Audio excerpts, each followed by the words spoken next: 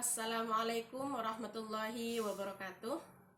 Yang kami hormati Ibu Kepala Madrasah Nurul Dolam, Ibu Hafifah SPD. Yang kami hormati Bapak Holil Asy'ari SE selaku Pembina Pendidikan Madrasah Aliyah Nurul Dolam, dan kakak-kakak panitia matsama yang tetap bersemangat dalam menjalani tugas, serta selamat datang peserta didik baru Madrasah Aliyah Nurul Dolam tahun ajaran 2020-2021. Oke, dalam kesempatan kali ini saya diberi amanah untuk menyampaikan materi tentang entrepreneurship. Sebelumnya, kalian tahu apa entrepreneurship itu? Oke, akan saya jelaskan. Entrepreneurship itu adalah kemampuan atau keberanian seseorang untuk melihat dan menilai peluang sehingga mampu dijadikan sebuah bisnis. Itu artinya seseorang mampu melihat sesuatu yang tidak ada gunanya, sesuatu barang yang tidak memiliki manfaat sedikit pun, mereka ubah menjadi sesuatu yang memiliki nilai harga yang sangat bagus sekali. Oleh karena itu, untuk menjadi seorang entrepreneurship, kita harus memiliki kepercayaan diri yang sangat kuat, bekerja keras, pantang menyerah, serta tidak mudah putus asa. Oleh karena itu, kita harus merubah mindset kita. Mindset itu apa? Mindset itu adalah pola pikir kita. Jadi yang pertama yang harus kita gali adalah merubah pola pikir kita. Yang awalnya pola pikir kita itu sempit, kita ubah menjadi pola pikir yang sangat luas. Yang awalnya kita hanya memikirkan bagaimana cara mencari pekerjaan, kita ubah menjadi bagaimana cara menciptakan sebuah lapangan pekerjaan. Menciptakan lapangan pekerjaan itu banyak sekali manfaatnya. Salah satunya mengurangi pengangguran, mensejahterakan masyarakat, serta mampu memberi hidup yang lebih baik.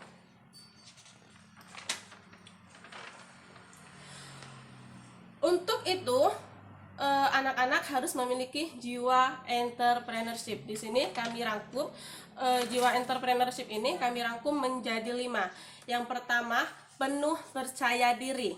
Penuh percaya diri itu artinya harus berpikir optimis, berkomitmen, disiplin, dan bertanggung jawab. Yang kedua, memiliki prestasi. Memiliki prestasi di sini adalah kita harus terus belajar, tidak mudah puas dengan apa yang kita capai. Kita harus terus belajar bagaimana usaha kita tidak berhenti dan terus berkembang selamanya, dan kemudian menjadi sebuah usaha yang maju. Kemudian yang keempat, memiliki jiwa kepemimpinan. Kita harus tegas. Kita harus berani menciptakan sesuatu yang berbeda. Serta yang kelima, memiliki jiwa berani mengambil risiko. Jadi, seorang pengusaha itu harus berani mengambil risiko. Walaupun kita dalam keadaan terpuruk, usaha kita bangkrut, kita harus berani mengambil risiko, kita harus bangkit dan memulai lagi usaha kita dari nol. Oke, seperti yang terjadi di Indonesia, saat ini Indonesia ini masih berada di negara berkembang. Karena apa? Karena seperti yang saya ketahui, jika negara ingin menjadi negara maju, minimal negara tersebut harus memiliki 3% wirausahawan dari total penduduk tersebut. Akan tetapi saat ini Indonesia masih di angka 1, sekian persen wirausahawan. Itu sangat prihatin sekali. Oleh karena itu, hal seperti ini bisa dijadikan peluang anak-anak untuk menciptakan negara maju, sehingga anak-anak bisa mulai sejak dini membuka usaha dan mengembangkan negara kita menjadi negara maju. Bayangkan sekali loh, dari sekian banyak masyarakat di Indonesia hanya ada 1, sekian persen wirausahawan yang ada di Indonesia. Seperti yang diutarakan oleh Insinyur Ciputra, bahwasanya generasi muda seharusnya sudah mulai mengubah pola pikir. Ya, yang awalnya hanya ketika lulusan dari perguruan tinggi hanya memikirkan pekerjaan, sekarang harus memikirkan bagaimana cara menciptakan sebuah lapangan pekerjaan. Seperti yang terdapat di makalah, bahwasanya 9 dari 10 pintu rezeki itu ada pada berwirausaha. Akan tetapi kenyataannya di Indonesia kita hanya berebut pada 1 pintu, sedangkan sudah dijelaskan bahwa 9 dari 10 pintu rezeki itu adalah berdagang. Pada kenyataannya kita hanya berebut pada 1 pintu yang hanya menjadi karyawan, pegawai negeri, pegawai swasta, dan lain sebagainya. Mengapa kita tidak manfaatkan 9 pintu yang terbuka lebar untuk berdagang? Seperti itu ya anak-anak ya. Apa ada yang mau ditanyakan? Nanti bisa ditanyakan lewat komen ya. Ditanyakan lewat komen, nanti kami akan jelaskan apa saja yang anak-anak belum mengerti. Jadi proses tahapan untuk menjadi seorang entrepreneurship adalah yang pertama, harus mengubah pola pikir kita. Yang kedua, memiliki pengetahuan yang cukup. Jadi bagaimana cara strategi kita untuk mencapai sebuah usaha yang maju. Jadi menjadi seorang pengusahawan itu juga ada ilmunya ya anak-anak ya. Tidak hanya sekedar buka usaha terus menunggu pembeli, bukan hanya itu, ada ilmunya bagaimana produk kita bisa laku di masyarakat. Kemudian action.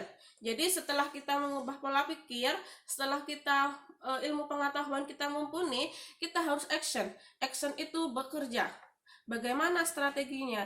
Kemudian ketika kita sudah melalui tahap-tahap itu, maka yang terjadi adalah hasil. Hasilnya adalah kita akan menjadi pengusaha yang sukses, insya Allah. Ya, jadi di sini di Indonesia, pendidikan di Indonesia 85% hanya menciptakan lulusan yang bermental buruh. Banyak sekali ketika lulusan kakak-kakak tingkat kalian hanya berpikir bagaimana cara menjadi pegawai negeri, bagaimana cara menjadi pegawai swasta, bagaimana menjadi karyawan bank, dan lain sebagainya. 85% mental siswa di Indonesia itu adalah mental buruh. Akan tetapi insya Allah di Madrasah Aliyah Nurul Dolam ini kita melatih jiwa siswa-siswa, dilatih bagaimana cara untuk mengubah pola pikir, untuk menciptakan suatu lapangan pekerjaan yang nantinya bisa memberi manfaat kepada banyak orang. Seperti contoh, saat ini MA Nurul Dolam sedang membuka usaha khas Madura, yang mana usaha ini untuk kita salurkan ke pendidikan MA Nurul Dolam sehingga tidak membebani siswa-siswa di sini. Jadi usaha ini insya Allah akan selalu berkembang. Salah satu produknya di sini adalah rengginang. Jadi untuk melestarikan budaya Madura, selain kita membangun usaha, kita juga ingin melestarikan budaya Madura seperti rengginang, seperti keripik teteh, petis, dan lain sebagainya. Ya, jangan khawatir ya.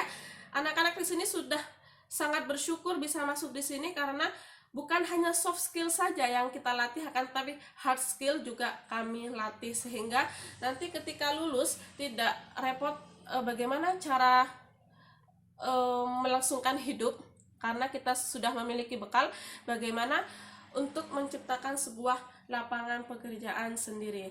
Oleh karena itu, di sini kami simpulkan bahwa bisnis ini ada singkatannya. Bisnis ada singkatannya. B. Berbasis ilmu pengetahuan. I. Inovatif. S. Strategi. N. Niat yang kuat. I. Informasi dan teknologi, dan S. Supel. Oke, kami ulangi lagi ya. Bisnis itu adalah singkatan dari B. Berbasis ilmu pengetahuan, I. Inovatif, S. Strategi, N. Niat yang kuat, I. Informasi dan teknologi, S. Supel. Oke, jika ada yang mau ditanyakan, bantu komen ya adik siswa-siswa. Oke, sekian dari saya. Wassalamualaikum warahmatullahi wabarakatuh.